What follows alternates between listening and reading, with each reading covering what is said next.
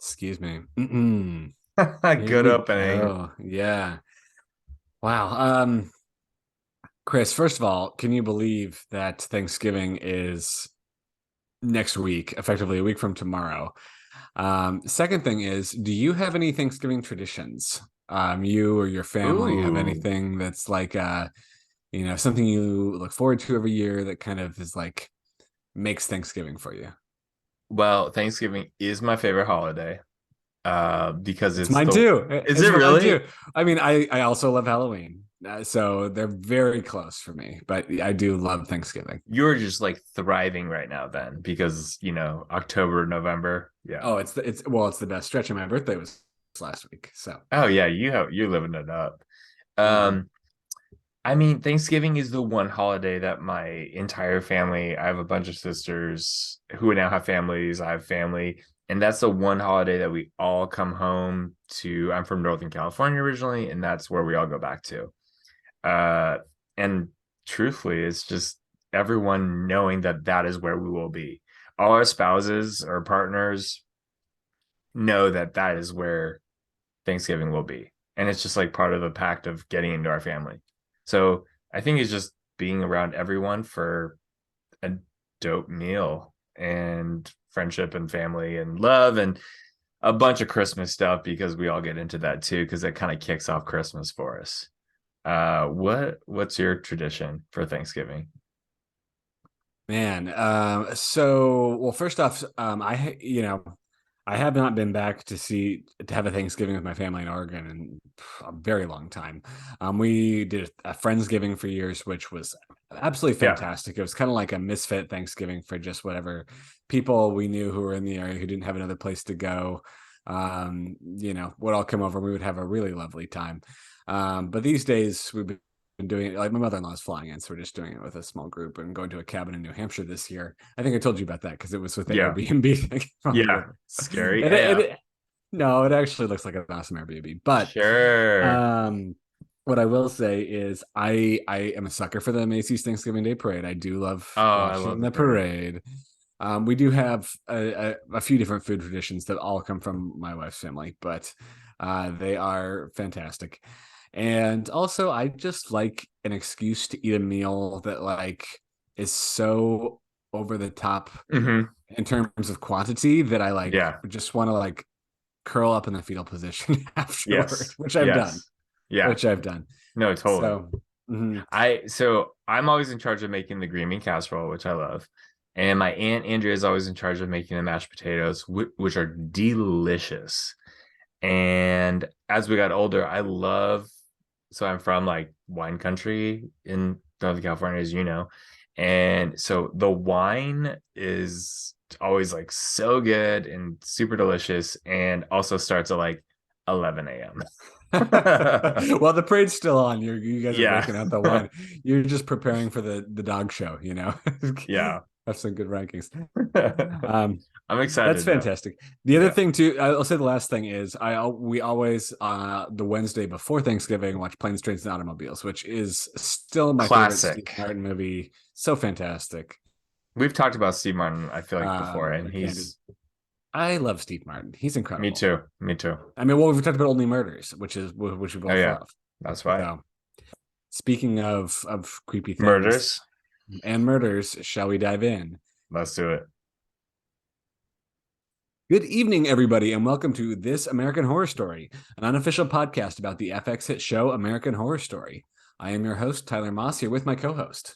Kris, you said, "What's up, y'all? Hey, this is the end." This is the end, Requiem, 1981-87, episode number 9. And I will go ahead and say from the outset that Kris and I had a lot of discussion about this, whether or not we were going to We did. separate out Requiem Part 1 and Requiem Part 2 into two separate episodes. And ultimately, after having watched them, especially because this season, as everyone who's watching live knows, the episodes are stacked in a 2-hour run that goes from 10 to midnight on Wednesdays.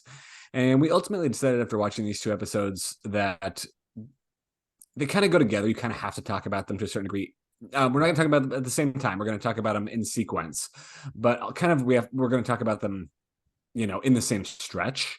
And I think also just in terms of, I don't know, talking about the episodes tomorrow, and I feel like in a lot of people's minds, they're going to kind of, these two episodes are to a certain extent going to congeal. You know what I mean? Yeah. They were both, in terms of runtime, I think they were both a little on the shorter side. Sure. Yeah.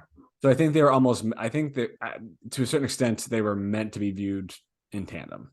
So that's how we are going to play them. We will stop midway through in case anyone who has only watched Requiem Part 1 thus far and is not ready for Part 2 wants to pause, they can do so. So we'll give you a warning at that point in time. Yep. Yeah. Yeah. So go ahead. No, yeah. Just yeah. So we are here. Obviously, this has been a full 10 episode season that has gone by very quickly just because of the stacked nature of it. A 10 episodes in a 5-week sprint, which has been interesting. Over the course of this season, we sincerely have, as always, appreciated your community and your comments and your thoughts through these questions that have been presented to us either via email at thisamericanhorrorstory@gmail.com or via Facebook through direct message or by commenting on our page at This American Horror Story. It's facebook.com/This American Horror Story. And you can continue to do so once we are, once the season has ended. We do like to continue interacting in the off season as you rewatch old seasons or rewatch this season or whatever, But I want to bring up, Amy, as always, provides a lot of good intel via Facebook, and a couple things that she pointed out that I think are worth mentioning. The first one was a little, she had a comment on our commentary on last episode about Gino's behavior being somewhat inconsistent. And the point that she made is, well, he's a person who has PTSD, who has trauma.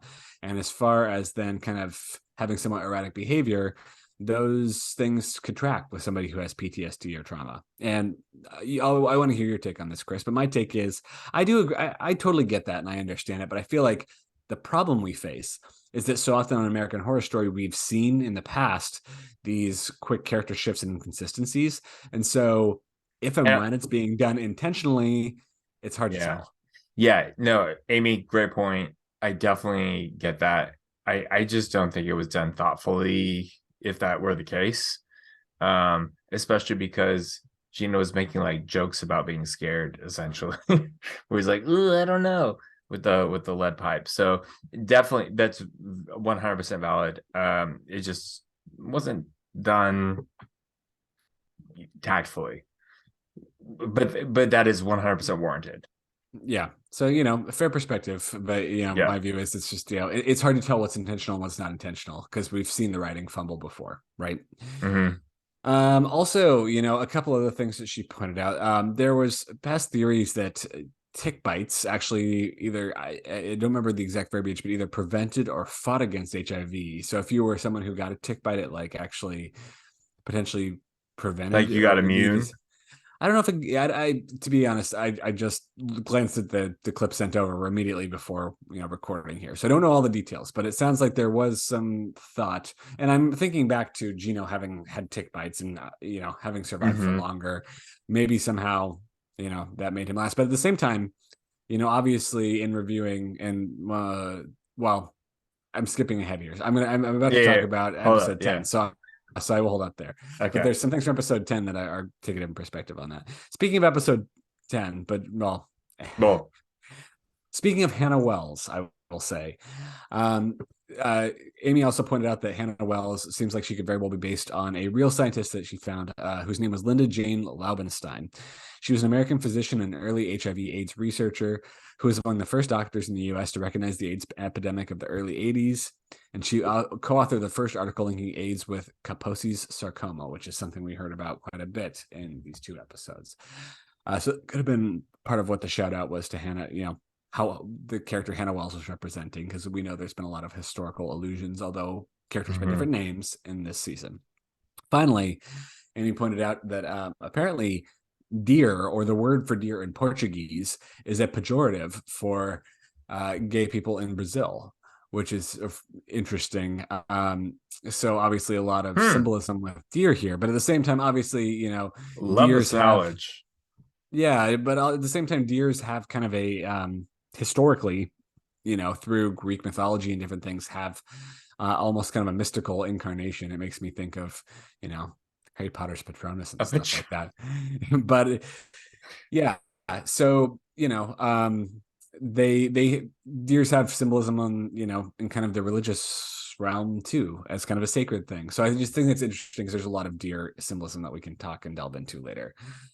And all that being said, thank you again for everyone who wrote in and called in throughout, or not called in, but emailed in throughout the span of this season. We really appreciate the community you all create through those inputs, especially this season where there was a lot of like historical background and allusions and stuff like that. That was a little bit tricky to, they weren't always apparent at first glance. It took some digging. So our appreciation to everybody who did the digging this year.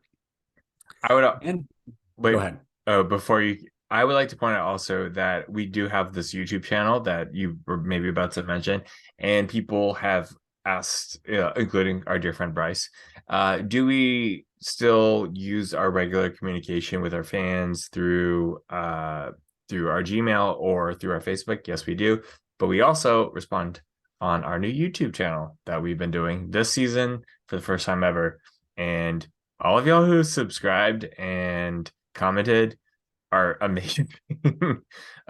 We really appreciate it, and I'm trying to be on top of making sure that I respond to everyone. Tyler, you can do it too. Yeah. Thank you to everybody who's joined us on YouTube this season. That was kind of a new adventure for us. So we were like, should we do it? And holy cow, y'all great. Are there too. Yeah. You'd speculated there's a lot of people that prefer podcasts on YouTube. So here we are. It's a little bit unpolished, but we appreciate y'all being here, and you get a clear look into Chris's office and my our home office. Yeah, our home offices. Late at night. Yeah, while our children are asleep for now. Oh, I will be dipping over to the side because I need to plug this in over here. So when I dip off screen, that's what I'm doing. Okay. And finally, as always, we want to say thank you to everybody who took the time this year to this season to contribute to our server fees via coffees at buymeacoffee.com/TAHS, all caps TAHS. We sincerely appreciate it. It's really keeps us going. When more people are downloading, those costs go up, and every so often that happens, and it's a privilege when it happens. We really appreciate having listeners, and we really appreciate when those of you who have means are able to donate a little thing here or there. So if you're interested, you're certainly welcome to continue to do so. And thank you to all who did, and thank you to all who just also came and listened. We appreciate that as well. So, Kris, having said all of that, before we dive into episode 9, Requiem 1981-87, part 1, I have to ask, what are you drinking this evening? I got 2 drinks. I am double fisting. Well, I'm about to finish this one, but I do have the last of my Cabernet Sauvignon that I had with dinner that carried over into the episodes, and then I had to do it. I have my mug full of cider with a bit of bourbon in it as well. What are you drinking? Cheers to that. I actually polished off my cider earlier this weekend, so I'm not drinking cider tonight, believe it or not. I did finish a glass of red wine earlier from a box because I'm classy like that. And I'm currently drinking a Guinness, which is still one of my just go-to soothing beers. So cheers. Like it. Cheers to AHS New York, another season down, season 11. Yep. Here we go. Yeah, pouring out. Cold open? Okay. Here we go. Cold open, here we go, Kris. Drive right in. So we're at Theo's funeral, and Adam wants to know how no one has known what really happened to him. Patrick's there, and he says he's essentially like a leper in the police department, or with the police department, so he has no idea. Then we see Sam there, and he collapses. Also sees Big Daddy sort of in the distance. And then he ends up in the hospital. He tries to pull out his IV, but Billy, one of the guys early on, is from the cage. Yep, the one from the cage, right? Who's the nurse essentially attending to Sam, says don't do that, and Sam says he didn't know he was a nurse. But then Theo walks in, and Theo's the doctor. So we definitely know at this point that this is kind of hallucination experience of what's going on with Sam's situation. Theo says that Sam was admitted with pneumonia caused by an infection by a fungus. And Sam says, I want a new hospital where I can like pay all the money and they can fix this. And Theo essentially says that this is the only hospital that will see him or will take him because people are afraid of him. Right. And then we go to the credits. I mean, it picks up pretty quickly right after that, but that's the credits. That's our cold open. That's the cold open. I mean, I don't know what your reaction was when you saw Sam at Theo's funeral, but it was kind of a like, I felt a bit of guttural disgust because it was like, well, man, you did this to him, right? Like, Yeah. we'll talk more about it as we get into Sam's reaction a little bit later on, but that was a little bit like, come Yeah. on, you're just an asshole. Also, I don't know if you caught on that when the priest is kind of giving his eulogy, one of the things he's talking about Theo is like how he was sinful and how, hopefully that behavior is forgiven. And you have to imagine that was kind of a little bit commentary on what I imagine to be, it was a priest, right? I was going to say the Catholic Church's position Probably. on homosexuality. Yeah. In general, like in the 90s, a lot of deaths because of AIDS were the way that the religious community attributed those deaths were to pneumonia, which, yes, they did die of pneumonia, but because of this immune disease. Like, so Well, in the Catholic Church, it was actively, advocating against prevention, like condoms and things that would help right, prevent the spread of AIDS. right, So, right. mhm. Yeah. Yeah. And and then we wake up in the hospital, like you said. This whole episode to me felt somewhat like a fever dream a little bit. 100% Which fever dream. It had the whole like the filter of a Carrie Lake it commercial. was very If it was very gauzy. We had a little bit of Vaseline glaze on the camera. That was Our Lady J's doing, I believe, who I think was director and writer for this episode, right? correct. And then I also think there was meant to be a little bit of poignance at the end when, as you said, Theo tells Sam the hospitals are afraid of him. And part of the theme here is obviously that, the medical community is treating, almost kind of like Patrick said about being treated like a leper in the police department, is literally treating these people like lepers at the hospital, where like you see later in Patrick's hospital room, the nurse comes in like a full hazmat suit and everything because they, you know, didn't understand the virus properly and didn't know in what ways it was contagious. Right. So that was obviously part of the message being sent here. But I think the other thing too, and we'll dive in a moment more into Sam, is the fact that there's somewhat of an ironic twist here, right? That like Sam kind of he almost fostered that kind of personality where like there was a little bit of danger to him, right? And he even talks about like not knowing where the line was, and people were scared of him to a certain extent. I mean, he was kind of a scared character. I think Theo was a little bit scared of him to a certain extent, and probably Adam. Mm-hmm. And ironically, people are afraid of him in the end, but for not the reasons he would prefer, right? And so I think that's a little bit of an interesting juxtaposition they took. But as we go into the body of the episode, sticking with Sam, and Theo's still there, kind of in this doctor persona in some kind of weird purgatory afterlife situation, fever dream. And he's escorting Sam into the hallway. And basically So Sam, our Christmas Carol begins.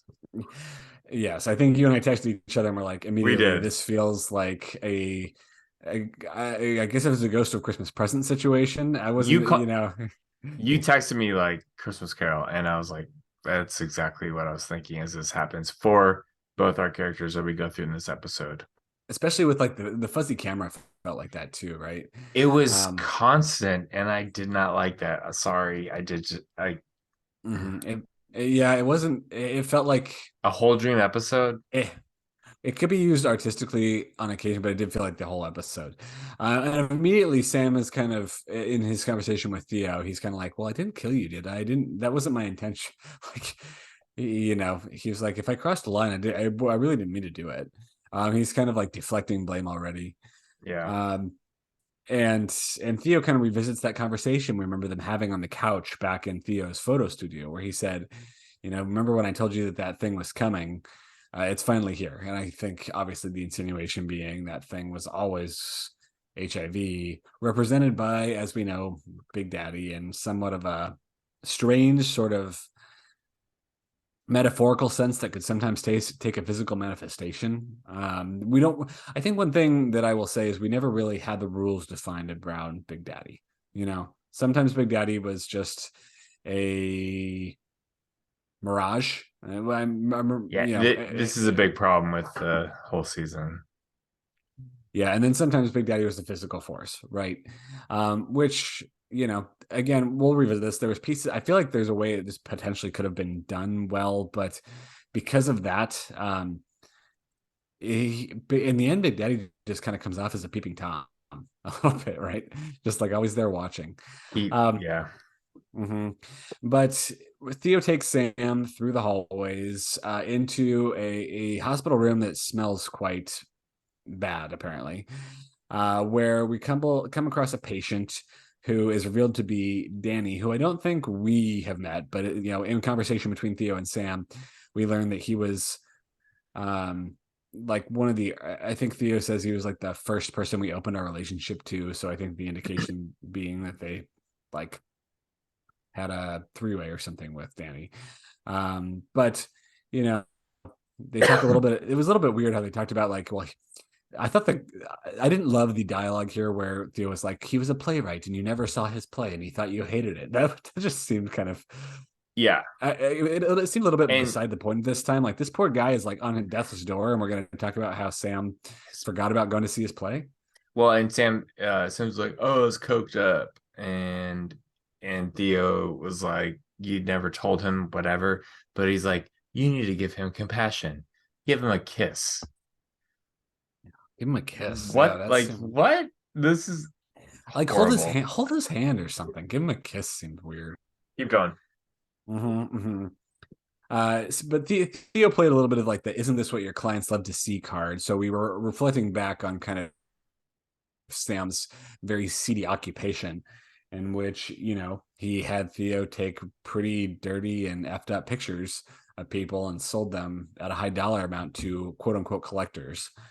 But they keep progressing and they go into an additional room, which is no, sorry, Billy. I am getting my people mixed up. Billy was not the guy from the cage. Billy was the one that they Stewart killed on Fire Island.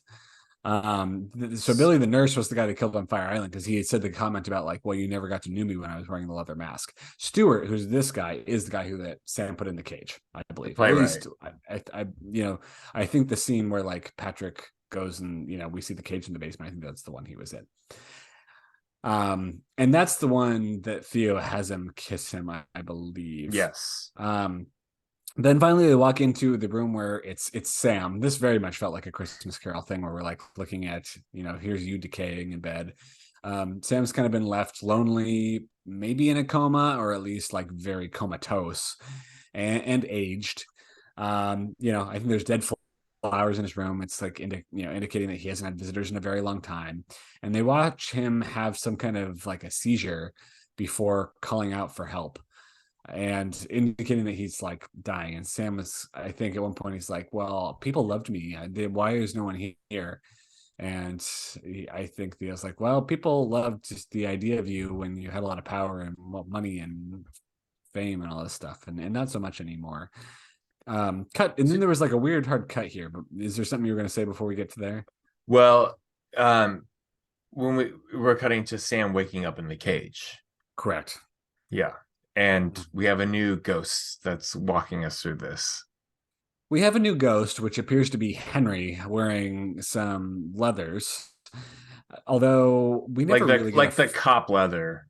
Like YMCA, like village people. It's exactly like village people leather. Although we never really get a follow-up on, because I don't think we know what happened to Henry, and he ran off from Theo in the on Fire Island, and I don't think we ever learn what happened to Henry since then. But we do revisit Henry here as a new ghost, basically. And Henry starts to really dig into Sam with comments like, it's one thing to indulge in a fetish, but it's another thing to enjoy torturing people. And that was kind of the line that we had talked about this season, that it was tough it seemed like a lot of the different, there was, I think, some like clubs and different things where they were talking about like having, somebody always on hand to like for people to go and sexually satisfy themselves. And it was kind of like there was always this blurred line between what was just a fetish or a kink and what was like crossing the line into violence, right? And that was kind of one of the themes of this season a little bit. Sort of, not done well, but yeah. And then they end up watching I couldn't tell if this was Big Daddy or not. Maybe they watched a guy in a hood beat Sam's father with a whip. It could be. I mean, it was a figure that resembled Big Daddy. I don't know if it was specifically him, but it could have been.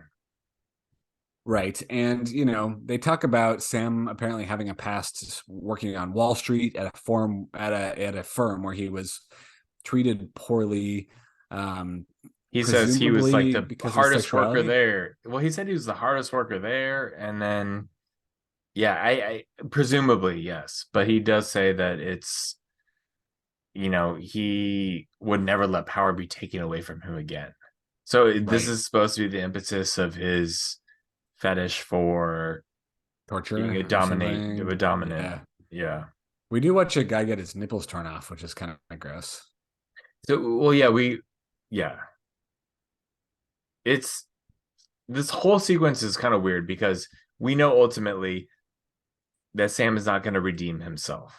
He's like the whole point of Christmas Carol, Charles Dickens, as you know, is you walk through your life and then you can make some changes about what you're going to do moving forward, right? And we see Sam see a bunch of people he hurt. And then we see a few reasons why he is who he is. We also get this with Patrick a little bit later. And one of them is his boss, who we never heard about before or even knew about his work in Wall Street. So it just felt very like, okay, here we go. We're just talking about this is very American Horror Story sometimes where they try to like fill in backstory at the end when it doesn't work to like pay off any feelings about the character that we're supposed to care about or hate, like in any way, like hate or like. Yeah, I don't. It seemed a little shoved in. It was gross to see the guy's nipples ripped off. I'd never seen nipples ripped off in horror like that before. I will say that I had a friend in high school who had nipple piercings, and once jumping off a diving board into a pool. Oh my god! Don't tell me. Or I just put my headphones on tighter. I was gonna say that it wasn't this gruesome when he had it done, but maybe that's. I think. Yeah. Sorry. Well, I mean, this is also like kind of I would imagine so the journey and the tribulations that a queer person would go through, especially in the 80s, to work in the heteronormative world with the masculinity, especially in the industry of Wall Street. This would have been really great earlier on to just learn a little bit about that's his character, so it pays off right now why we understand him more instead of saying like this is why he is the way he is, and Henry is saying he inflicted pain because he is in pain. That's why Sam is the way he is, and then he sees the next person getting whipped by Big Daddy, and Henry says like his father, and Henry says like, and Henry says like, oh, it's different when it's someone and it's his father, it turns out, and I just was confused why we're getting all this background on Sam, and we've never really known or cared.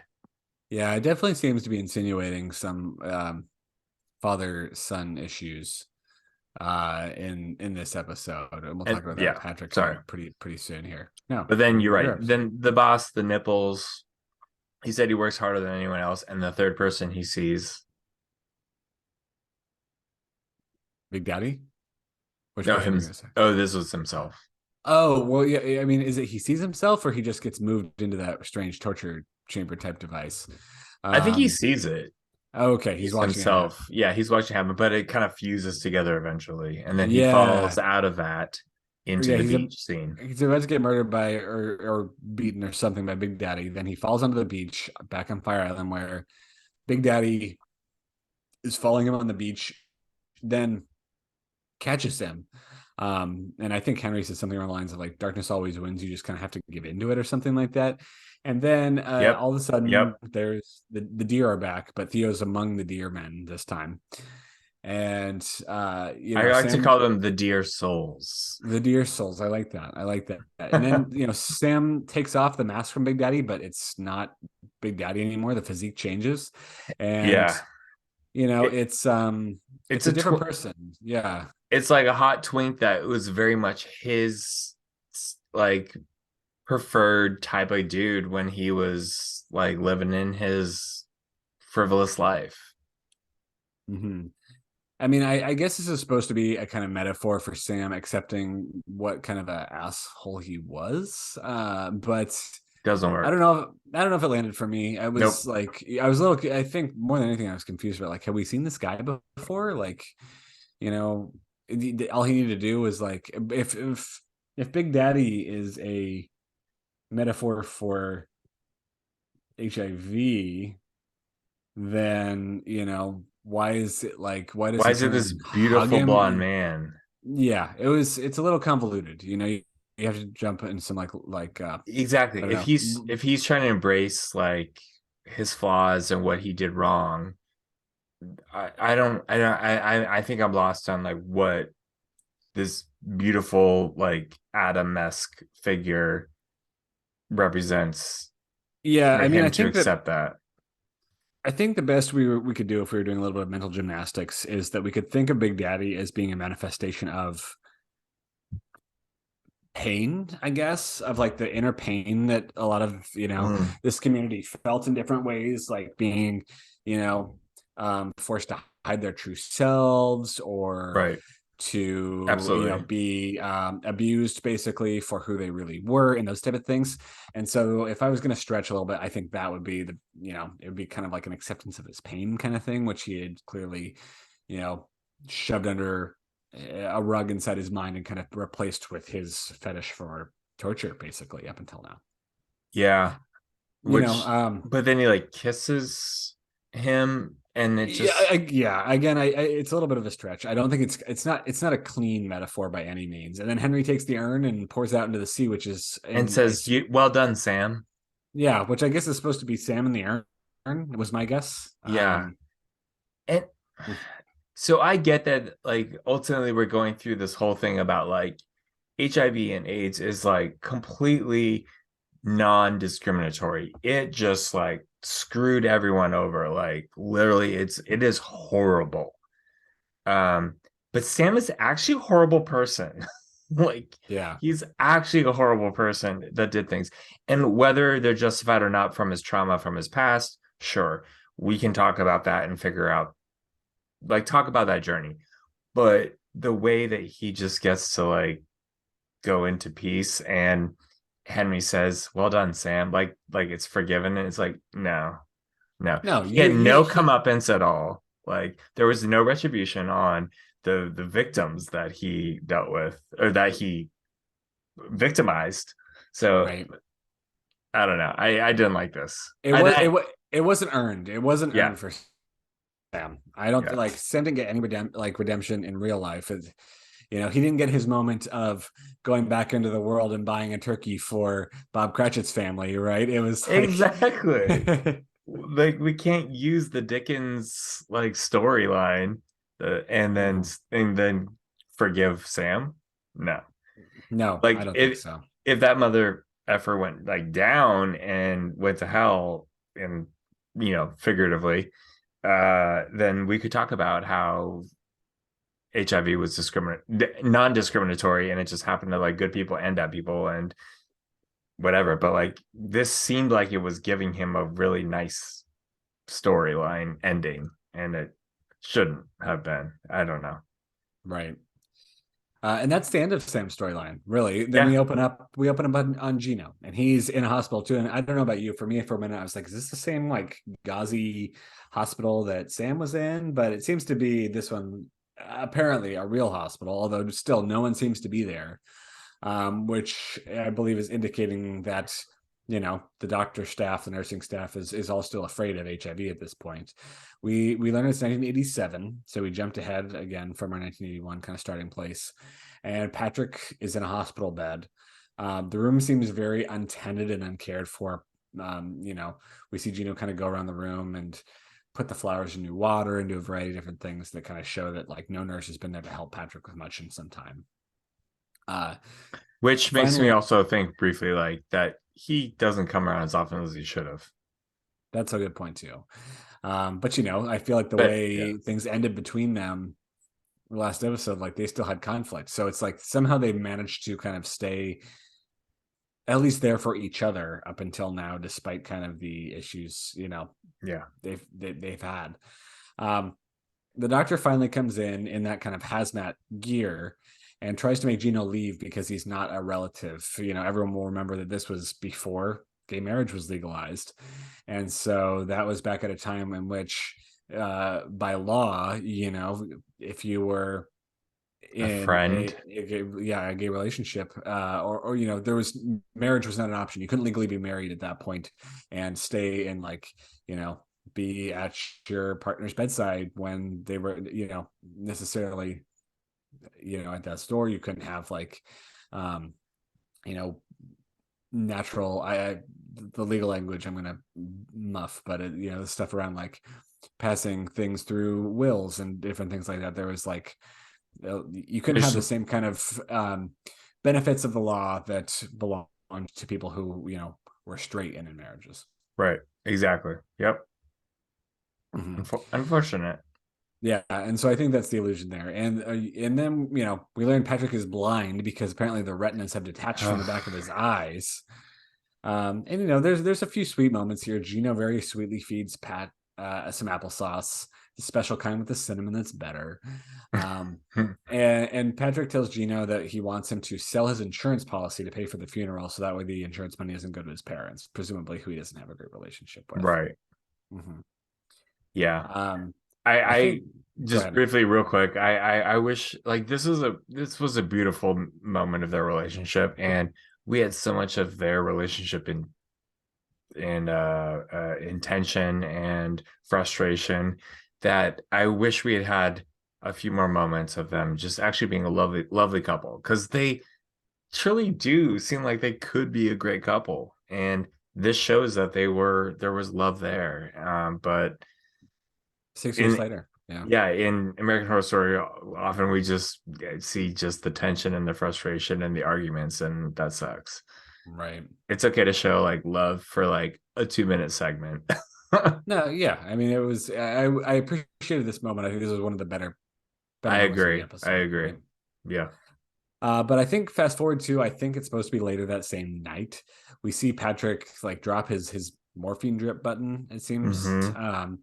and he has no help available to get it back. Right, he's just in the room. There's someone else across the room who presumably also has HIV and is just totally comatose looking. Zonked. Mm-hmm. So Patrick manages to somehow climb out of bed, but he kind of slips because he can't see anything. He's blind, and pull himself into a wheelchair. He rolls into the hallway, and there's just these flashing lights everywhere. And that's when we hear all of a sudden there's like a glow at the end of the hallway, and we hear Barbara's voice. She's back. She's in a veil. She's in a veil, and she says something to him like, "Oh, you cried when you saw me in this on our wedding day," or something like that. And his vision's back. Right, he can see again. And they stand up and they walk into the light, and Patrick and Barbara kind of watch. This is very much Ghost of Christmas Past type stuff. They watch the moment when Gino met Patrick, or Patrick met Gino back in 1980, when Gino was just an enterprising reporter coming to investigate the death of this young man in Angel Wings.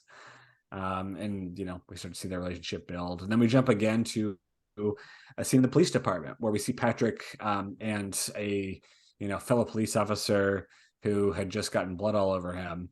Patrick's kind of like tending to him. It seems like the guy who's showering is like somewhat vulnerable because maybe he just killed somebody and didn't want to or mean to. And Patrick's kind of like leaning in and saying, "Oh, you've got some blood behind you here." And then he ends up coming in and they end up, they kiss, they kind of have a moment. But that guy, the fat cop, I don't remember what his name was, who's his partner, I don't either. spots him in there. And then Patrick, of course, immediately blames the guy for kissing him and like runs out of the room or something like that. Right. So he's ashamed. Yeah. And we see kind of the origins of his shame. And then finally jumping to a corpse. And, but it's Patrick working on a corpse with a chainsaw and back in Whiteley's lair. And we see Whiteley has Patrick making a sentinel, but this time the sentinel has his parts and his head on it. And it's intended to kind of represent all the disparate parts of Patrick's self, how he compartmentalized all the different pieces of himself throughout his life. Yeah. And then we end with a moment in our flashbacks. We end with a moment in the woods where Patrick's dad is shooting a pistol with him at some cans. And then he gets really mad at Patrick when Patrick misses the cans and says something like, you're never gonna be a police officer like me and your granddad if you can't hit cans like this. And gets pretty pissed off. He says limp wrist. He calls him a limp wrist multiple times. Yep. And then he puts the gun right up to his ear and like shoots the cans off so much that Patrick's poor ear bleeds. Yeah. The dad, I was gonna say to you, like, can you imagine? I mean, and this is so common. These like it's certainly in the past it was very common, but even today, like, can you imagine being this much of an asshole to your kid? Like, it still happens. Yeah, it's horrible. It's just horrible. Yeah. I think he says something too to Patrick, like, do you think we had earmuffs in Okinawa? Right. So we know he's a World War II veteran.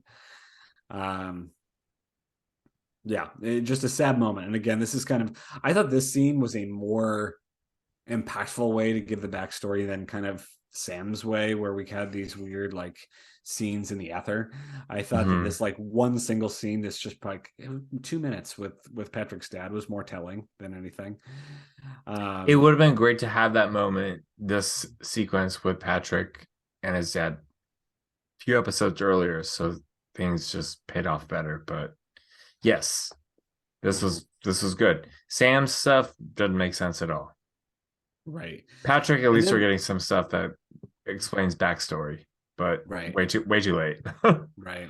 And then finally we flash to Patrick, who's with Gino. And Gino's there with him as he sleeps. He wakes up with Patrick. Patrick wakes up and Gino's there kind of soothing him. We have Patty Lupone in the room singing Calling You. And Big Daddy's there too, but just kind of like just looking on, kind of being that peeping Tom person. And I think there's kind of almost like a camera technique where things switch and all of a sudden the bed is empty and Gino's packing up his things, and the implications that Patrick has died. And that's the end of episode 9. It's really kind of it's our requiem, as they said, and it's kind of our requiem. This episode is really our requiem to Sam and to Patrick. Yep. I would say I'll give my review real quick on this. Sound good? Please do. 2 quick thoughts. One is I did not like that when Patrick, quote unquote, dies, walks into the light with Barbara, who is his vehicle, because I feel like everything that Patrick has fought for or felt, him walking with his ex-wife is like walking to the light of heteronormalcy, and that's ridiculous, and that does not make sense to me at all. Yeah. Very frustrating about that. Barbara honestly does not make any sense in this whole season, to be frank.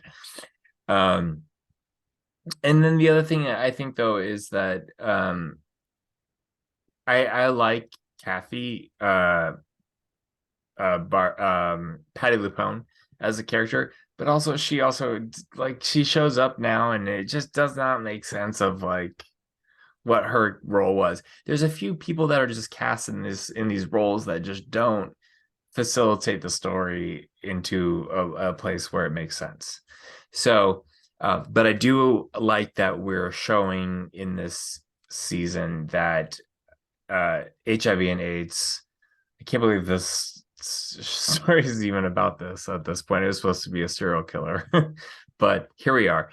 I do appreciate that they talk about how it's non-discriminatory. It literally happens to bad people and really good people, and people in the nuanced gray area that are trying to be good but we're bad and trying to figure it out. And also how frustrating it is for the loved ones of the people who are with that.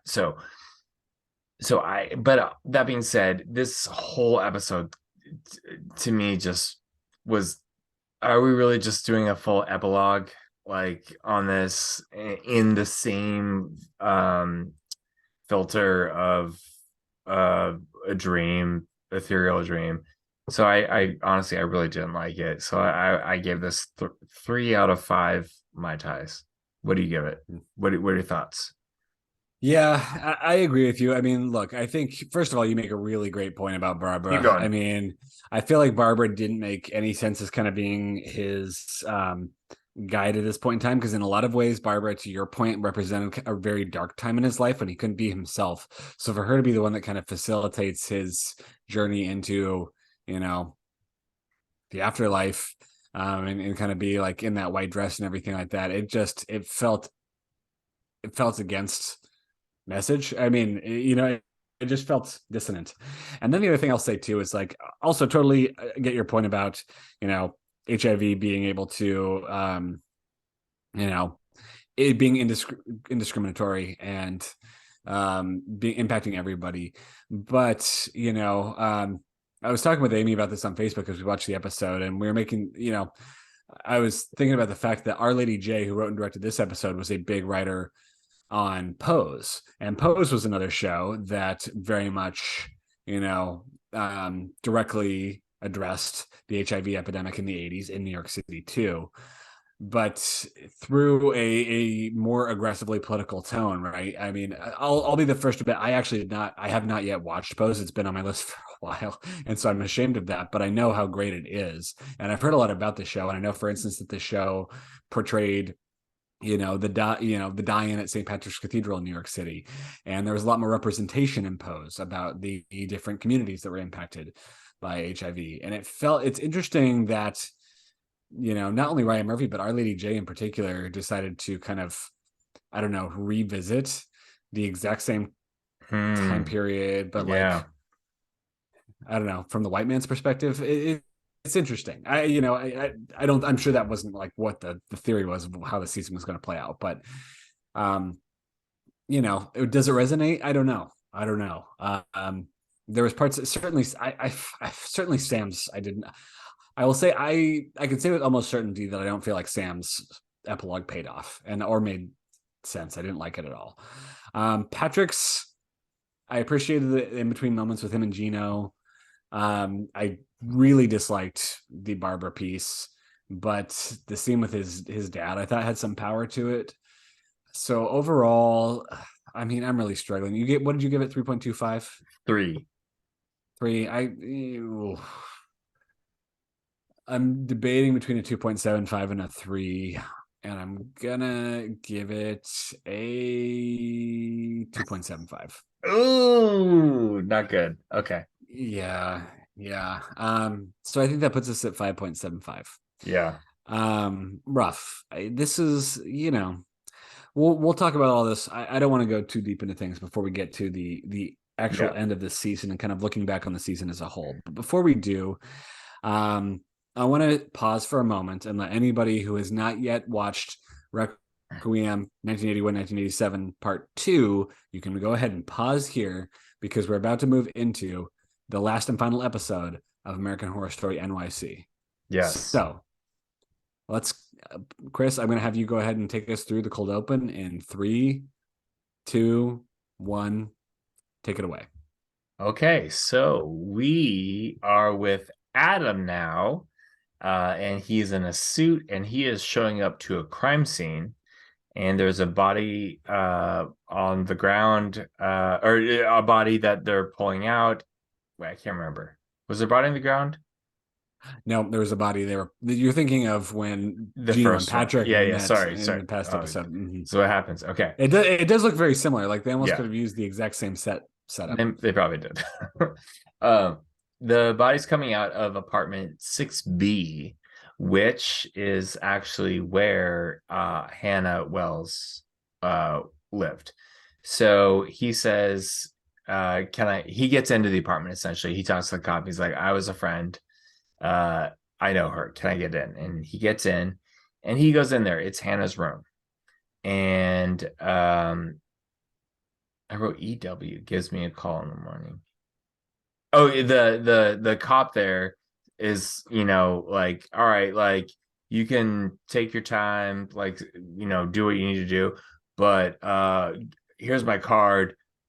We'll take your statement in the morning. Like the cop is a dick. Like after he says that, like, I was the father of her baby. Like that's pretty messed up. It's like horrible. Yeah, not a lot of empathy there. That's for sure. Definitely not.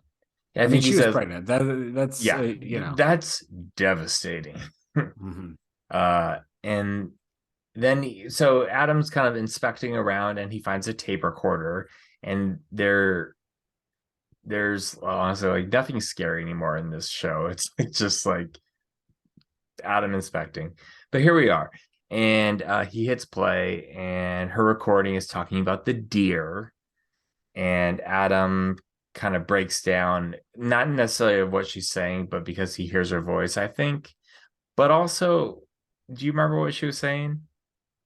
She was talking about deer and ticks again, wasn't she? Yeah. And then we have Big Daddy like looming in the background over Adam. And then we cut to the credits. Right. This scene took place back in 1981. So this is, we're jumping timelines a little bit here in last episode and this episode. But this episode is effectively, supposed to take place right after the events in the Fire Island episode took place, right after Theo's funeral. In fact, I think we're supposed to probably think, I don't know, that maybe. Does Adam even know that she's dead? I don't know if Adam came straight from Theo's funeral and that's why he was wearing the suit. That's a good point. I was curious why he was wearing the suit, so that makes sense. Yeah, God, Adam's having a bad day. Really, I mean, tell me about it. Really terrible day. So Adam, Charlie Carver, wrote this episode in combination with Ned Martell, who'd written a number of episodes already this season. It was directed by Jennifer Lynch, who did 2 other episodes this season. I'll point out that generally Ryan Murphy and Brad Falchuk often write the finales on a lot of these shows, I believe. It's true. But not this time. So here we go. Continue. Sorry. It's not this time, and no Mandy Koto either. But yeah, Jennifer Lynch, I will say, I think is a terrific director. Yes, absolutely. She did a great job. I don't think she would have done the Vaseline on the camera for the entire episode. Yeah. Yeah. No, there's some moments here, but it was done for effect. Yes. Yeah. Yeah. But we stick with Adam going into the kind of meat of the episode. He's listening to all of Hannah's recordings about the virus. We listen to her also, like, theoretically right around when she dies.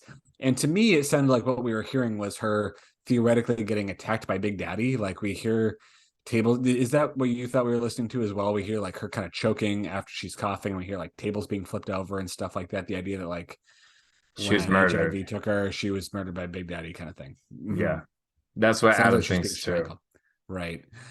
And Adam tries to take evidence to the coroner to basically have an autopsy maybe, or get a little bit more information at least about what was found in her death report.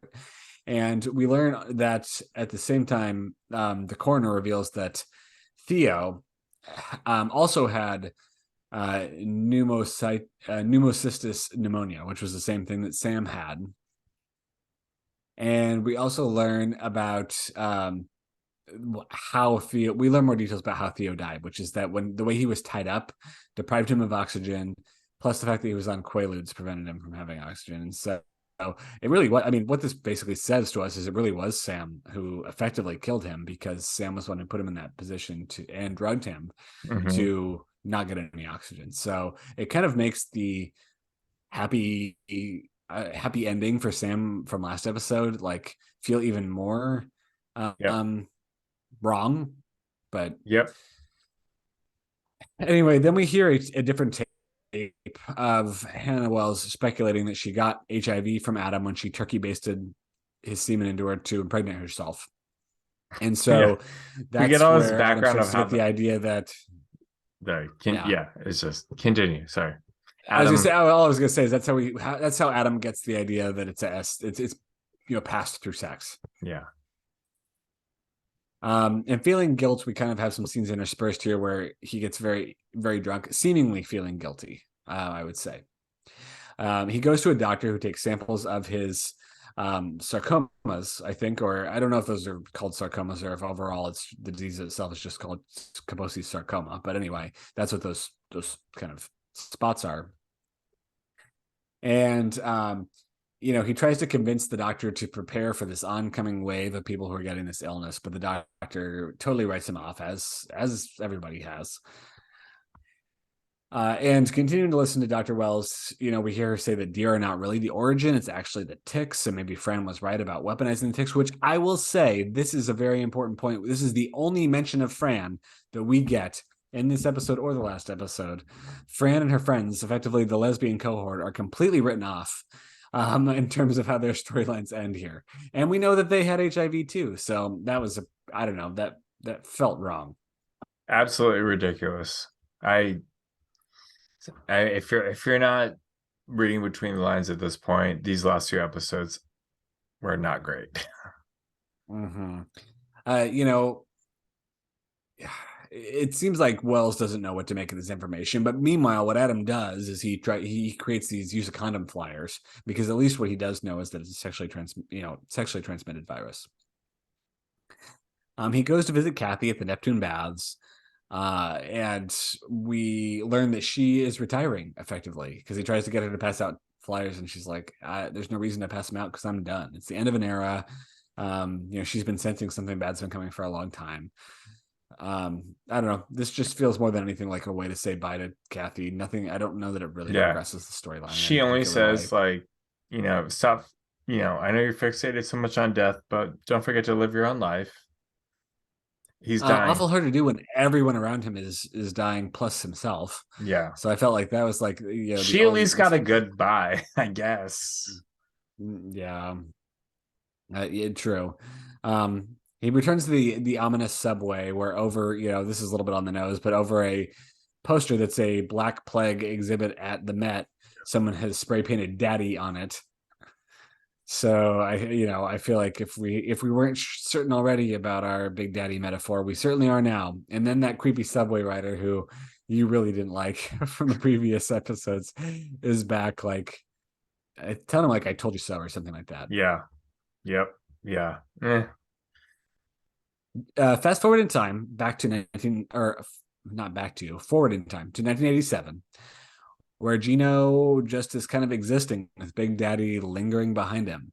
He picks up a prescription, presumably for some kind of HIV medication, maybe ACT or something like that, and continues to live his life. He goes to Patrick's funeral, theoretically paid for with that insurance money. He has this moment where he's like really pissed the casket's closed, and he opens it up to see that that the eyebrows, that Patrick's wearing makeup basically, but it's all in his head. I didn't really understand what this was supposed to symbolize. I didn't either. It was so like when you think about someone done with makeup, like super like strong brows or painted on brows and makeup, I mean, I would assume it would be more so like how people would think of like gay men or something like that back then. I might be completely off on this, but like effeminate like makeup, or then it's also you walk into the world of drag, and is it just like accentuating different makeup features? I'm not sure what the intention was behind it, but it definitely was not like reflective of who Patrick presented himself as, if that makes sense. Right. And Gino was and Gino's not happy with that. Yeah, but we quickly realized it was all in his mind anyway. Right. Adam kind of shakes him out of his delusion. Yeah. And Gino's about to speak at the funeral when he again has visions of Big Daddy, the congregation like all rises at once, and we hear And the faces noise at him. this point is something, yeah, and faces him, and the noise is like something akin to like Morse code or something like that. And we kind of have this weird Oh, jump scene I to a thought it was like a heart rate monitor. Do do do do. Oh, okay, that Yeah, makes more sense. I was like, in my mind, I was like, is that Morse code? yeah. But we jump to a cemetery where we see Big Daddy just digging graves as like body after body falls in there, and This there's like men with sequence, skeleton masks. like that was Yeah. Jennifer Lynch directing that. Like that, like the bodies just falling into the grave was, I thought, great. Went on a little too long.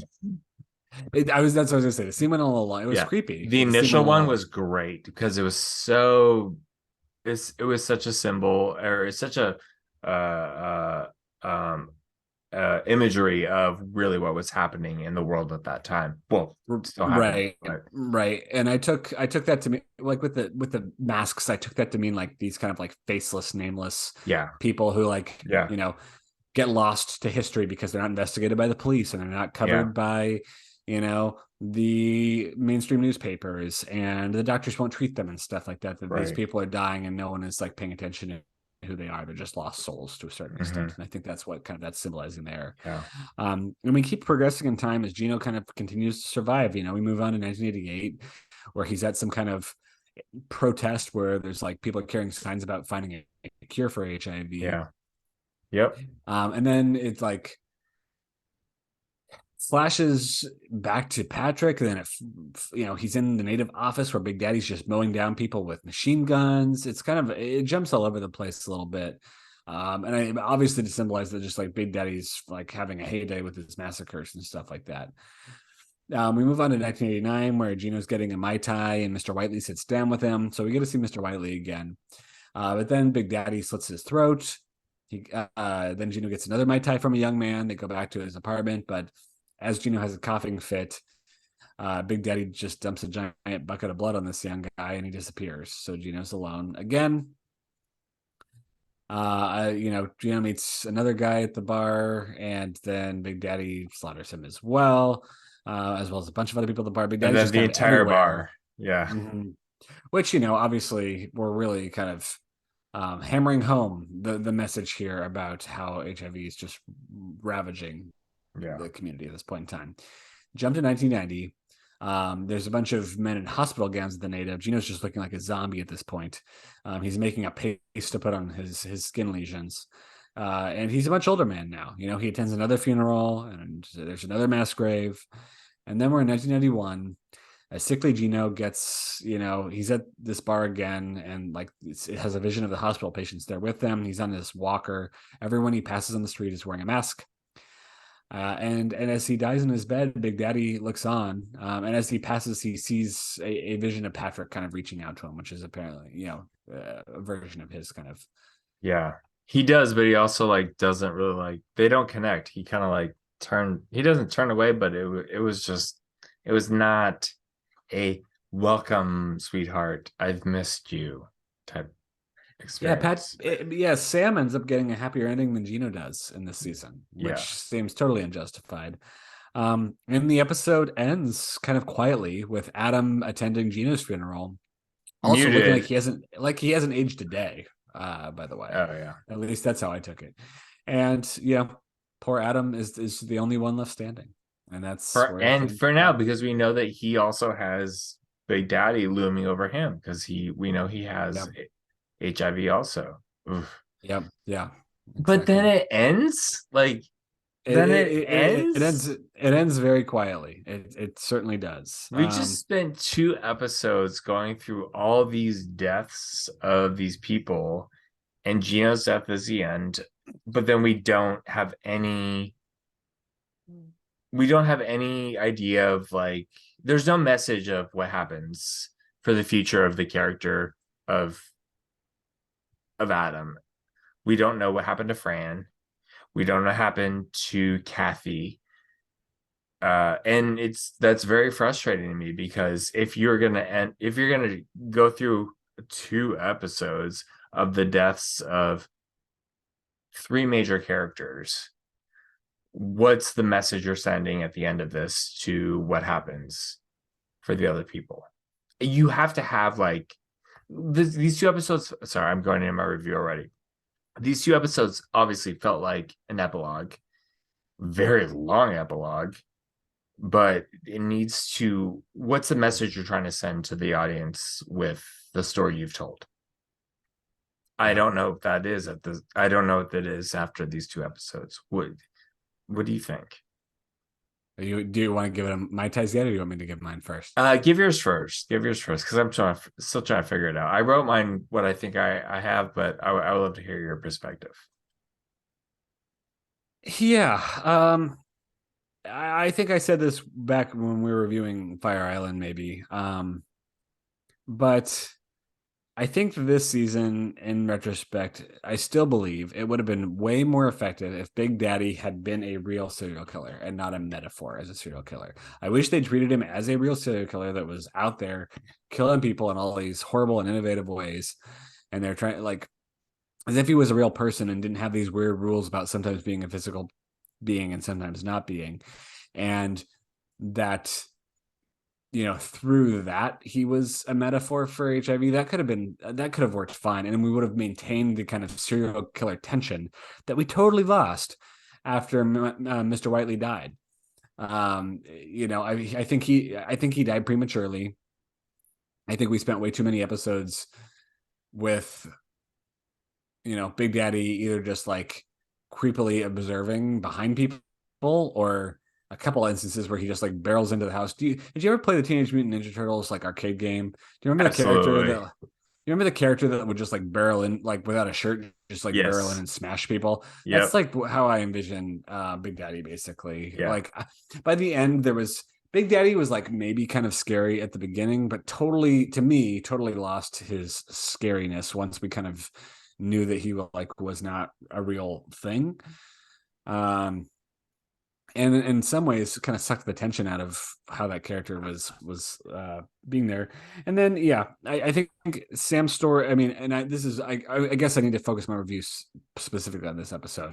So I'll say that it was just tragic, right? It's heartbreaking and it was tragic. Gino's story is so sad. um Adam is alone in the end, and no one listens to it. I mean, I get the message it's sending. I think there was some good directorial moments, to your point, that Jennifer Lynch definitely inserted in here. But it was just a sad, heartbreaking story. I mean, maybe that's all they wanted to go for, is you just come away from this like realizing what a sad and heartbreaking and tragic time period that was. And I guess if that was the goal, they were effective. I don't know that it was an effective story, but it was effective in terms of like We got the message. conveying a vibe. Yeah.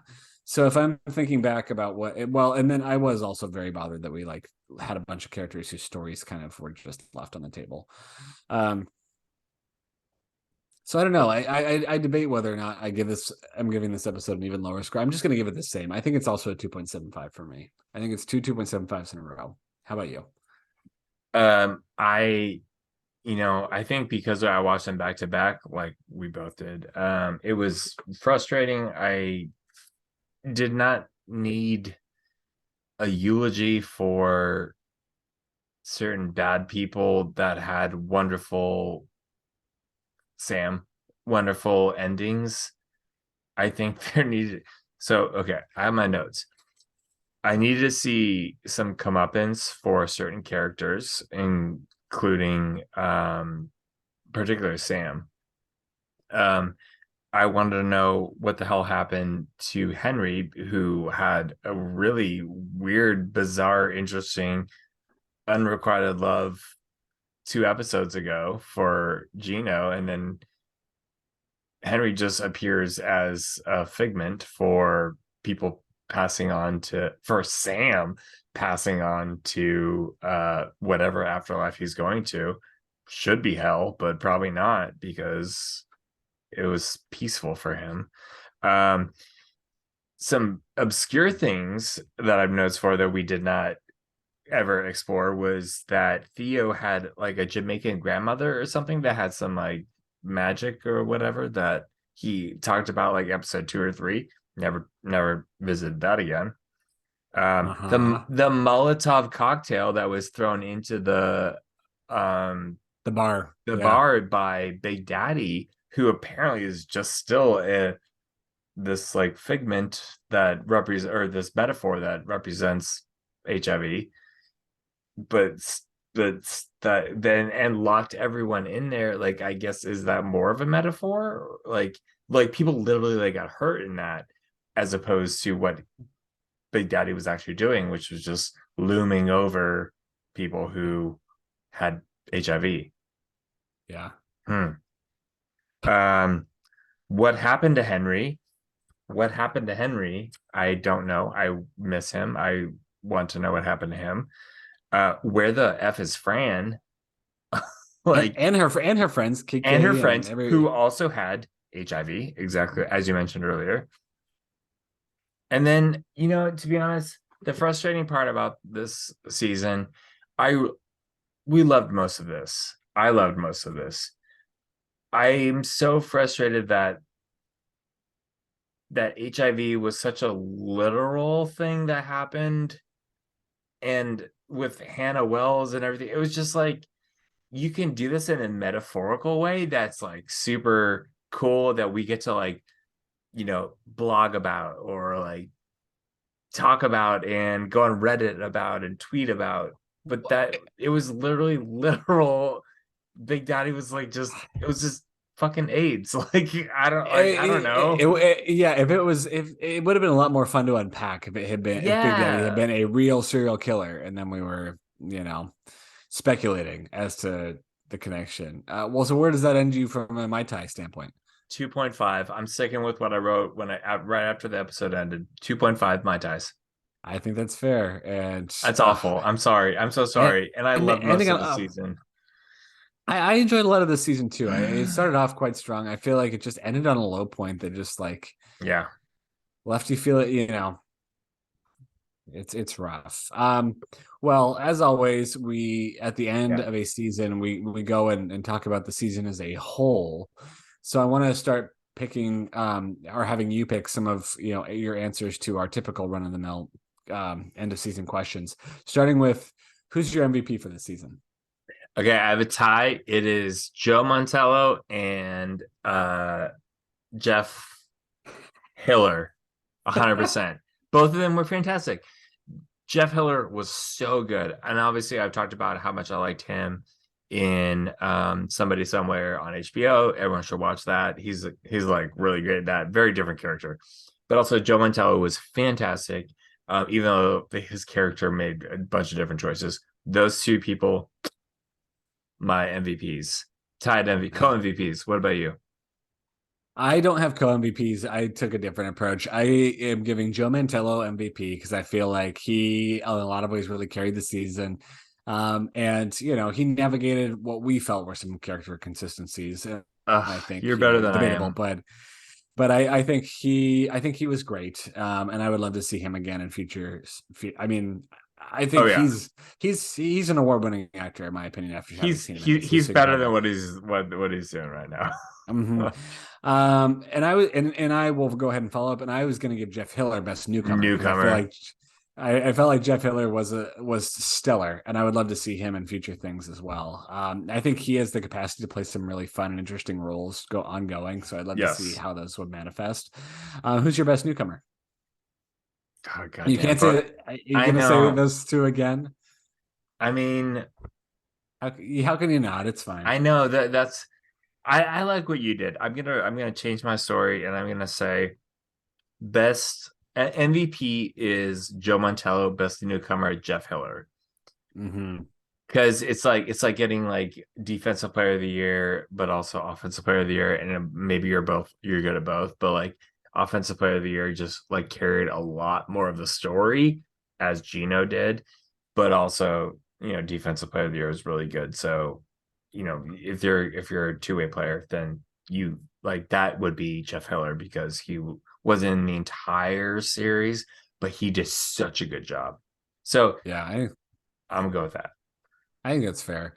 How about biggest disappointment? You answer this first. This is a tough one. And I was, thinking about this for a bit, and there's two that I'm debating between for me. Mm-hmm. Um, One was Zachary Quinto potentially, but I don't really. It's hard because I feel like just Sam was just a gross character, and I don't feel like Zachary Quinto really did a bad job with him.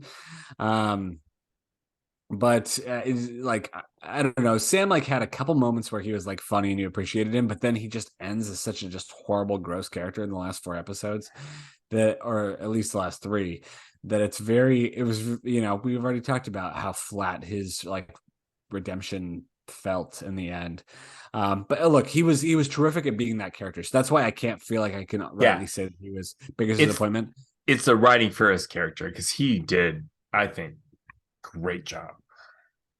Yeah.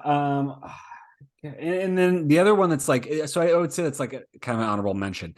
I would say another honorable mention for this for me was a little bit Russell Tovey, only because I Oh, love Russell Tovey, and I think he's incredible. Excuse me, incredible in everything I've seen, and I just kind of like, especially toward the end, I just felt like Patrick as a character was less compelling to me.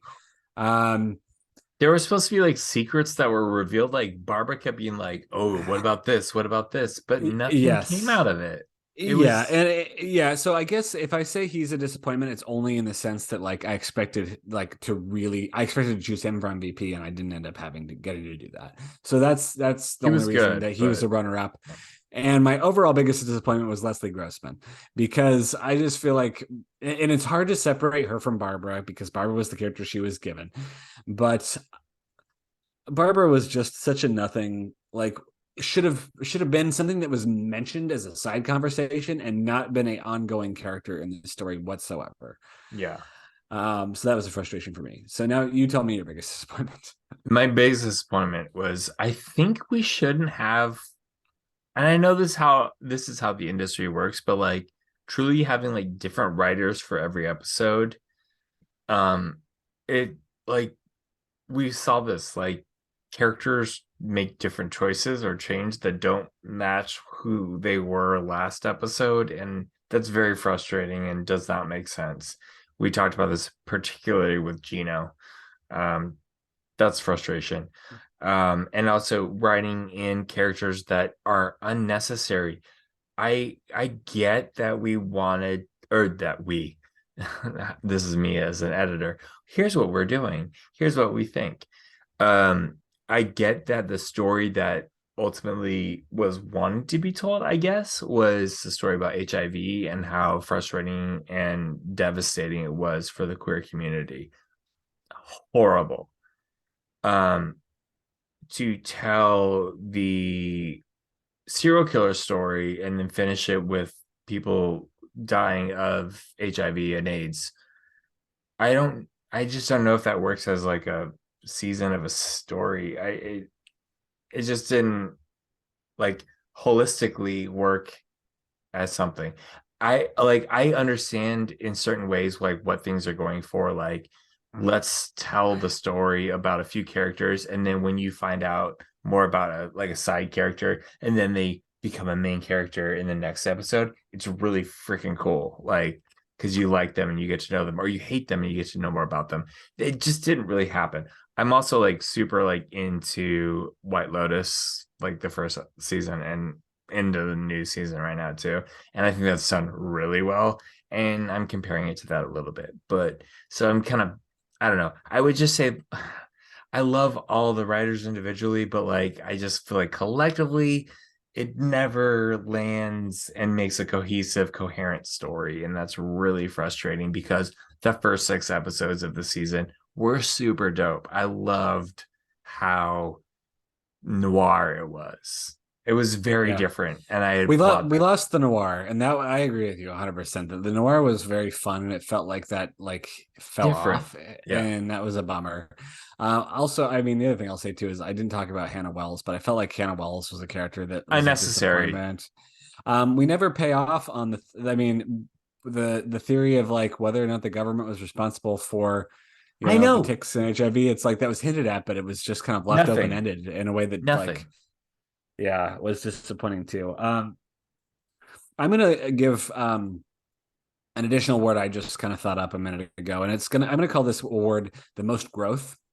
And this goes to somebody who has lived in the American Horror Story universe before. So returning actor or actress who I feel like did a good job of like, I don't know, I appreciated where they grew into as a character versus the things they played in the past. And for me, that's Isaac Powell. I think that Theo was a character I actually really came to like, and thought that Isaac Powell did a great job with him, and made him like very kind of a sweet, and like you kind of believed his I redemption agree. story. Bring him back. And He's I great. thought he did a terrific job there. So I wanted to give him props there. Do you have any other most Yeah, like awards, either different awards or a most growth you would assign? I would say also Charlie Carver. I think he's great. I His character was frustrating here and there a bit, but I think he's really good and has some good ideas. And I liked, some of the episodes he wrote probably weren't or co-wrote or whatever, where they were fine, they were good, but I'm excited to see what he's gonna do because he sold me on the Adam character, even though his character was frustrating at times. Um, I unnecessary characters to me would be Hannah Wells. I love Billy Lord, but I don't know. That was just kind of like maybe to make her a character.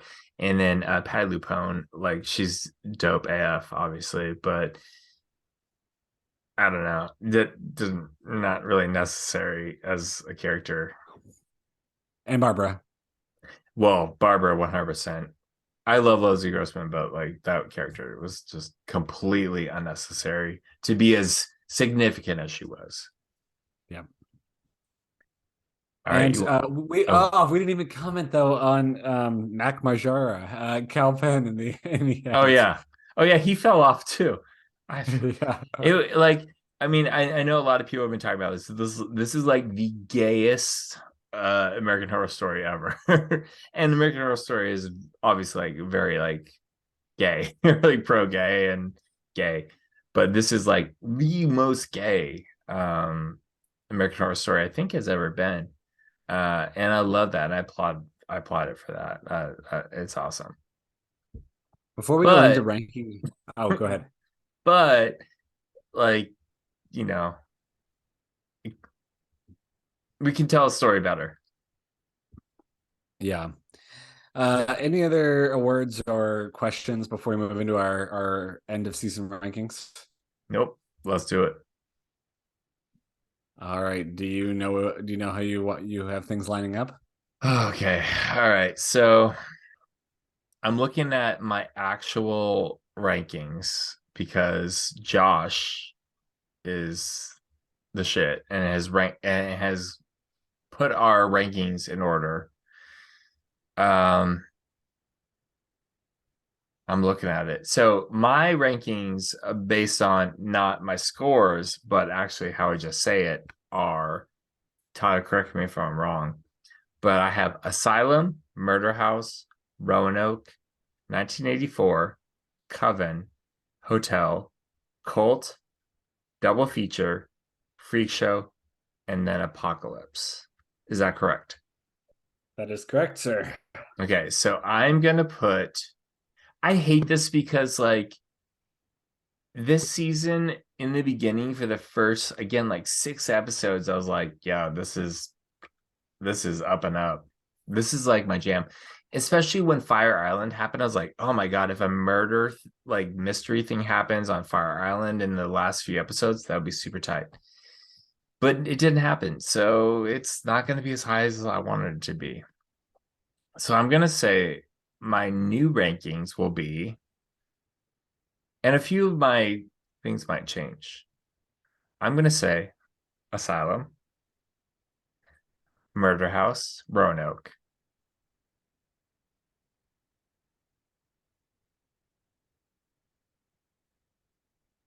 I hate that we have to. I hate that we have to put double feature together. I wish we could separate it because I would, if I could separate them, then what was it Red called? Tide would Red be Tide would be right there, but it's not. So I'm gonna go 1984, Coven, NYC, Hotel, Cult, Double Feature, Freak Show, Apocalypse. So you put it right before Hotel, right? So that becomes your number 6. Yes, correct. What do you think? It's So yeah, it's funny because Tyler's are Murder House, Asylum, Roanoke, Double Feature, Coven, Hotel, Freak Show, 1984, Apocalypse, and then Cult. So yeah, what are you you? and I really we start switching things up around our ranking number 4. We're pretty consistent 1 through 3. Mm-hmm. But yeah, it's a similar thing to Double Feature in the sense that like up until I would say probably but up until Bad Fortune is where things kind of took a turn. I think the episode after Bad Fortune we kind of liked. Yeah. Yeah. But I think that so it's like half this season was really strong. I think that I'm going to place this.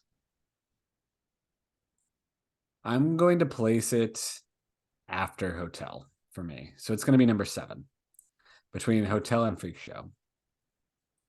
That's NYC for me. So my order would be Murder House, Asylum, Roanoke, Double Feature, Coven, Hotel, NYC, Freak Show, 1984, Apocalypse Cult. That's where I'm at. So it's middling. It ends up being a pretty middling season, unfortunately, which is too bad because it really did feel like it had strong potential. There's so many, actors from this season I would love to see come back and do different things. And it was a bummer to me that we lost the noir feel and that we couldn't make, the HIV epidemic be, manifest as a real serial killer to just make it feel different and less literal, to your point. Yeah. It's kind of like, like, oh, are we doing a American Crime Story show where we're talking about, in a horrible way, but like talking about a real historical thing? That's not what this show is supposed to be. This show is supposed to be a little more, and that's what the best horror stories are. Like the best horror movies are like these metaphorical stories about horror that are actually talking about things like, gayness or a disease or grief, or it's not literally like talking about a disease that or an infection or a disease that's happening. It's like, Right. They're more subtle, totally. yeah, And we started off that way and kind of veered off. this is sad. So This that's is the NYC. end. Yeah, this is Yeah. the end. It went by so fast, which is a bummer because this is such a fun time to have with everybody. And